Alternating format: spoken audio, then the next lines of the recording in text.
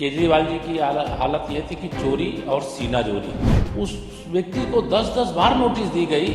ये सत्ता का अहंकार तो श्री अरविंद केजरीवाल जी को था। भ्रष्टाचार के दलदल में डूबे हुए दल या नेता हैं, वो सब इस समय एकजुट दिखाई दे रहे। देखिए, मैं कांग्रेस को कहता हूं कि कांग्रेस भ्रष्टाचार की अम्मा है। केजरीवाल जी की हालत ये थी कि चोरी और सीना जोरी। चुनाव में जो कांग्रेस पूरे देश के अंदर पराजय के कगार पर खड़ी है, वह कांग्रेस के सरदार श्री राहुल गांधी जी जिस भाषा का इस्तेमाल कर रहे हैं, इसका फैसला तो लोकसभा चुनाव 2024 में हो जाएगा, जब कांग्रेस का सोपड़ा साफ होगा, फिर एक बार प्रचंड बहुमत की मोदी सरकार बनेगी।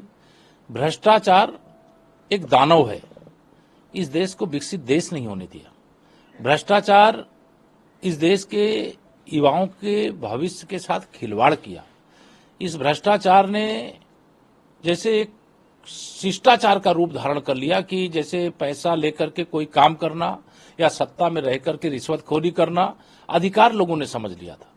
जांच एजेंसियों पर आरोप ऐसे लगाते हैं जैसे लगता है कि जांच एजेंसियों को लगातार उनको पीएमओ से, एचएमओ से या बीजेपी ऑफिस से कोई आदेश मिल रहा हो, लेकिन जांच एजेंसियां निष्पक्षता से जांच कर रही हैं और जांच में जो दोषी होता है उस व्यक्ति को 10-10 बार नोटिस दी गई।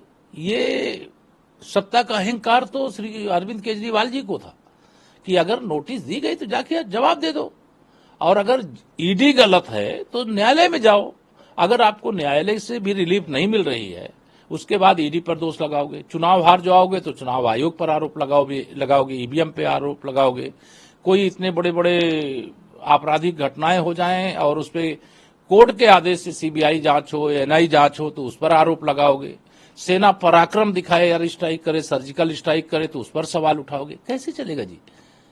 जो गलत है, जो जांच एजेंसियां हैं, वो उसके खिलाफ कार्रवाई कर रही। मैं यह मानता हूं कार्रवाई जो हो रही है उसको सबको वेलकम करना चाहिए, और किसी एजेंसी की जांच से कोई संतुष्ट नहीं है तो उससे भी बड़ा स्थान है न्यायालय, उसे न्यायालय में जाना चाहिए।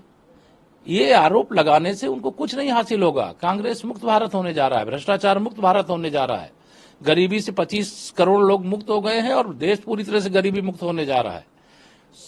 देश की सीमाएं सुरक्षित होने जा रही हैं, विश्व में भारत का मान सम्मान बढ़ रहा है। 11वीं से 5वीं अर्थव्यवस्था बने, 3वीं अर्थव्यवस्था बनने जा रहे हैं, 3री बार प्रधानमंत्री बनने जा रहे हैं मोदी जी। इसलिए इसका कोई मतलब नहीं। सर, आज देशव्यापी प्रदर्शन कर रही है भाजपा के खिलाफ आम आदमी पार्टी। नहीं, प्रदर्शन करें, प्रदर्शन करें। अलायंस भी साथ में, वो सारे लोग माननीय मोदी जी के खिलाफ सब लोग हैं जो भ्रष्टाचार के दलदल में डूबे हुए दल या नेता हैं, वो सब इस समय एकजुट दिखाई देंगे। मतलब उसमें से कोई अलग नहीं। जिनके ऊपर भ्रष्टाचार के आरोप हैं या जिनको लगता है कि हमने भी भ्रष्टाचार किया, अगर इस बार अरविंद केजरीवाल जी जेल गए तो अगली बार हमारा नंबर आ सकता है, तो वो सब उनके साथ एकजुट हो जाएंगे। लेकिन इससे मुझे लगता है कि जांच एजेंसियों को प्रभावित भी नहीं होना चाहिए, और जो भ्रष्ट है उसकी जांच करके कार्रवाई करनी ही चाहिए। सर, सपा राष्ट्र अध्यक्ष अखिलेश यादव आज आजम खान से मुलाकात करने के लिए सीतापुर जेल गए हैं। नहीं, जाके आजम खान से मिलावे, जाके मुख्तार अंसारी जी से मिलावे, जाके जो इनके बड़े बड़े और कोई अलग अलग अपराधों में सजा पाए हुए लोग हैं उनसे भी जाकर के मिलावे। लेकिन समाजवादी पार्टी समाप्तवादी पार्टी। हमसे जुड़े रहने के लिए हमारे YouTube चैनल को सब्सक्राइब करें और नई वीडियो की नोटिफिकेशन के लिए बेल आइकॉन को दबाएं। अगर आप ये वीडियो Facebook पर देख रहे हैं तो लाइक जरूर करें और ज्यादा से ज्यादा शेयर करें। धन्यवाद।